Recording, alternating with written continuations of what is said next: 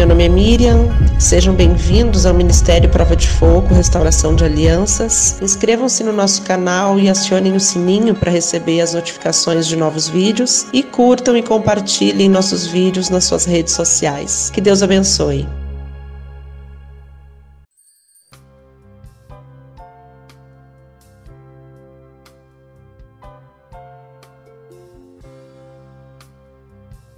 Olá, eu me chamo Ana Paula e nós vamos meditar na Palavra do Senhor.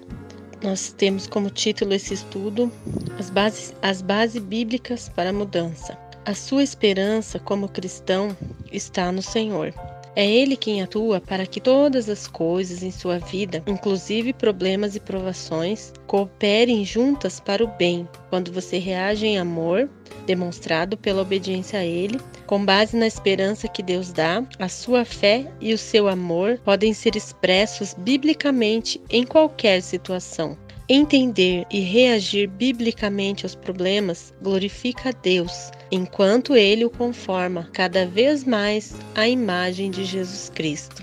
Provérbios 3, 5-6. Confie no Senhor de todo o coração e não se apoie na sua própria inteligência. Lembre de Deus em tudo o que fizer e Ele lhe mostrará o caminho certo. Romanos 8, 28 e 29.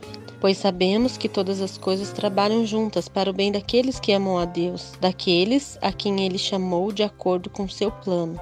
Porque aqueles que já tinham sido escolhidos por Deus, Ele também separou, a fim de se tornarem parecidos com seu Filho. Ele fez isso para que o Filho fosse o primeiro entre muitos irmãos.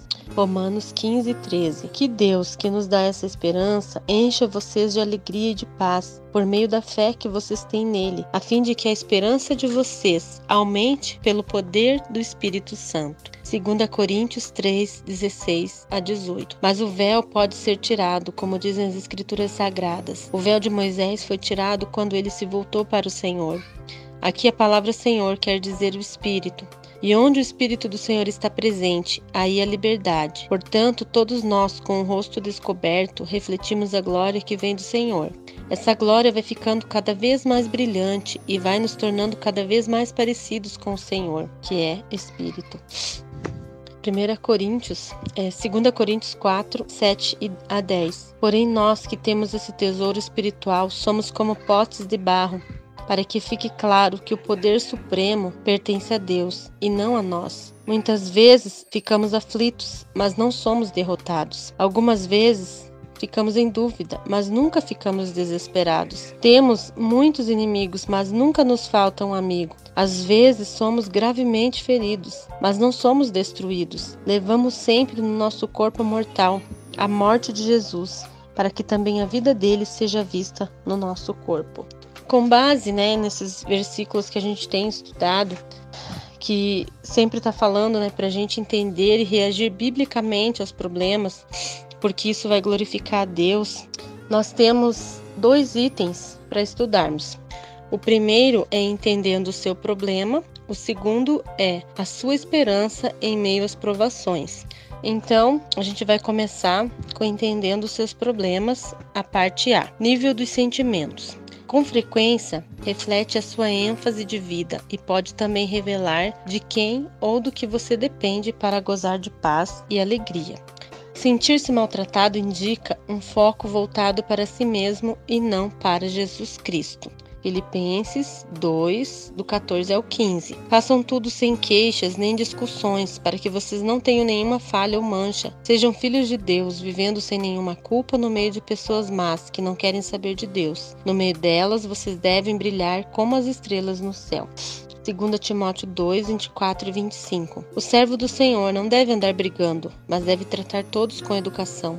Deve ser um mestre bom e paciente, que corrige com delicadeza aqueles que são contra ele, pois pode ser que Deus dê a eles a oportunidade de se arrependerem e de virem a conhecer a verdade. Hebreus 12, 3. Pense no sofrimento dele, como suportou com paciência o ódio dos pecadores. Assim vocês não desanimem, nem desistam. Com frequência, aquilo que você sente e a maneira pela qual avalia a si mesmo, os seus relacionamentos e as suas circunstâncias de vida indicam se você está vivendo para agradar a si mesmo ou a Deus. Gênesis 4, 6 e 7. Então o Senhor disse: por que você está com raiva? Por que anda carrancudo? Se tivesse feito o que é certo, você estaria sorrindo, mas você agiu mal, e por isso o pecado está na porta, à sua espera. Ele quer dominá-lo, mas você precisa vencê-lo. Salmo 119, 165. Aqueles que amam a tua lei têm muita segurança, e não há nada que os faça cair. João 14, 27. Deixo com vocês a paz, e a minha paz é a minha paz que eu lhes dou. Não lhes dou a paz como o mundo a dá. Não fiquem aflitos, não tenham medo. João 15, do 10 e 11. Se obedecerem aos meus mandamentos, eu continuarei amando vocês, assim como eu obedeço aos mandamentos do meu Pai e Ele continua a me amar. Eu estou dizendo isso para que a minha alegria seja completa. Romanos 14, 17 e 18. Pois o reino de Deus não é uma questão de comida ou de bebida, mas de viver corretamente em paz e com alegria que o Espírito Santo dá. E quem serve a Cristo dessa maneira agrada a Deus e é aprovado por todos. 2 Coríntios 7, 10. Pois a tristeza que é usada por Deus produz o arrependimento, que leva à salvação, e nisso não há motivo para alguém ficar triste, mas as tristezas desse mundo produzem a morte. Filipenses 4, 6 e 7. Não se preocupem com nada, mas, em todas as orações, peçam a Deus o que vocês precisam e orem sempre com o coração agradecido. E a paz de Deus, que excede todo entendimento, guardará o coração e a mente de vocês, pois vocês estão unidos com Cristo. Entendendo o seu problema. Então a gente já viu, o nível dos sentimentos. Agora a gente vai ver o B, que é o nível do agir. Esse nível revela a extensão da sua fidelidade para com Deus. Se você der ouvidos à palavra de Deus e a praticar, você será abençoado. Josué 1:8. Fale sempre do que está escrito no livro da lei. Estude esse livro dia e noite e se esforce para viver de acordo com tudo que está escrito nele. Se fizer isso, tudo lhe correrá bem e você terá sucesso. Salmos 19:11. Senhor, os teus ensinamentos dão sabedoria a mim, teu servo, e eu sou recompensado quando lhes obedeço. Provérbios 29:18. Um país sem orientação de Deus é um país sem ordem. Quem guarda a lei de Deus é feliz. Mateus 7, do 20 ao 27. Portanto, vocês conhecerão os falsos profetas pelas coisas que eles fazem. Não é toda pessoa que me chama de Senhor, Senhor que entrará no reino do céu, mas somente quem faz a vontade de meu Pai que está nos céus. Quando aquele dia chegar, muitas pessoas vão me dizer: Senhor, Senhor, pelo poder, pelo seu nome expulsamos demônios e fizemos muitos milagres. Então eu direi claramente a essas pessoas: eu nunca conheci vocês. Afastem-se de mim, vocês que só fazem o mal.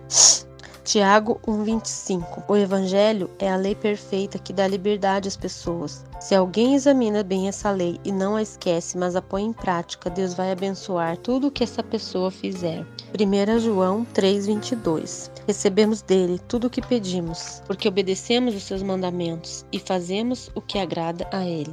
Se você der ouvidos à palavra de Deus e a praticar, você será abençoado. E a sua habilidade para discernir o bem e o mal aumentará. Hebreus 5:14.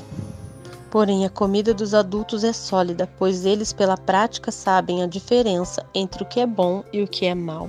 Ainda no nível do agir, Se você não se tornar um praticante da palavra, você estará enganando a si mesmo. Tiago 1:22 a 24. Não se engane, não sejam apenas ouvintes dessa mensagem, mas a ponham em prática, porque aquele que ouve a mensagem e não a põe em prática é como uma pessoa que olha no espelho e vê como é, dá uma boa olhada, depois vai embora e logo esquece a sua aparência.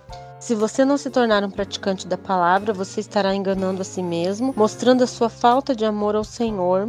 João 14, 23 e 24. A pessoa que me ama obedecerá a minha mensagem, meu Pai o amará, e o meu Pai e eu viremos viver com ela. A pessoa que não me ama não obedece a minha mensagem. E a mensagem que vocês estão escutando não é minha, mas do Pai que me enviou.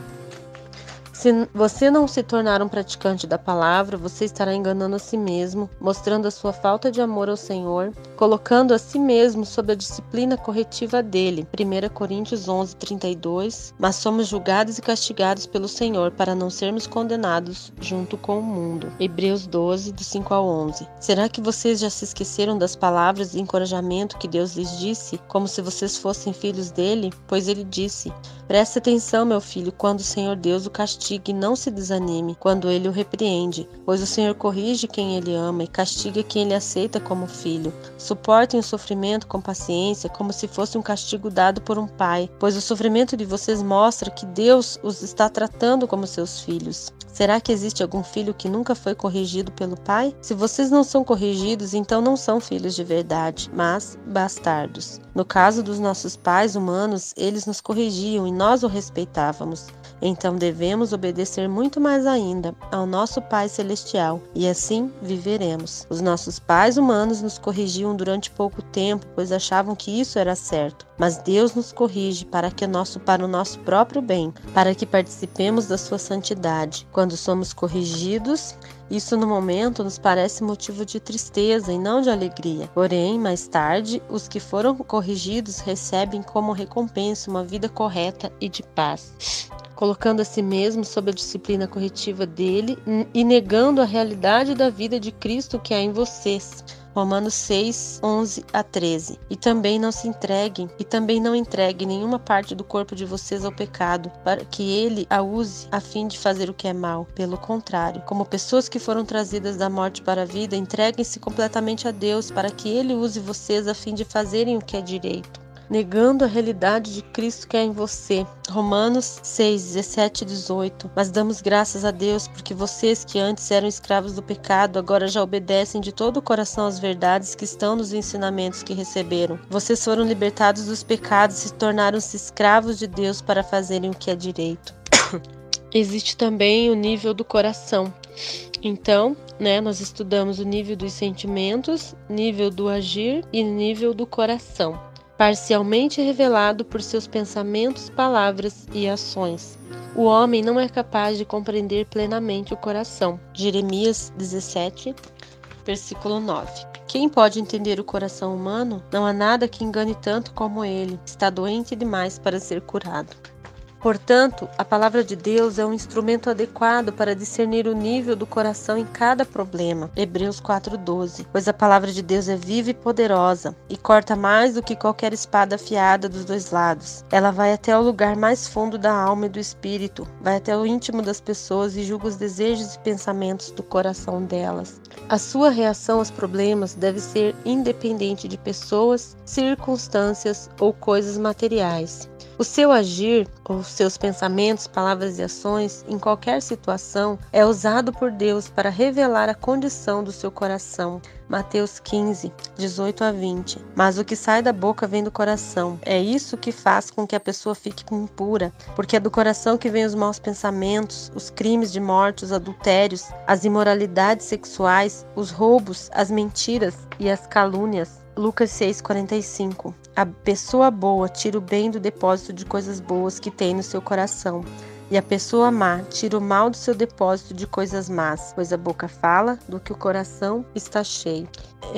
Então, a nossa base bíblica para a mudança, Existem dois tópicos, Entendendo o seu problema e a sua esperança em meio às provações. Hoje a gente entendeu que os nossos problemas, eles têm 3 níveis: nível dos sentimentos, nível do agir, nível do coração. No próximo áudio a gente vai estar estudando o segundo tópico, que é a sua esperança em meio às provações. Amém? Deus abençoe vocês.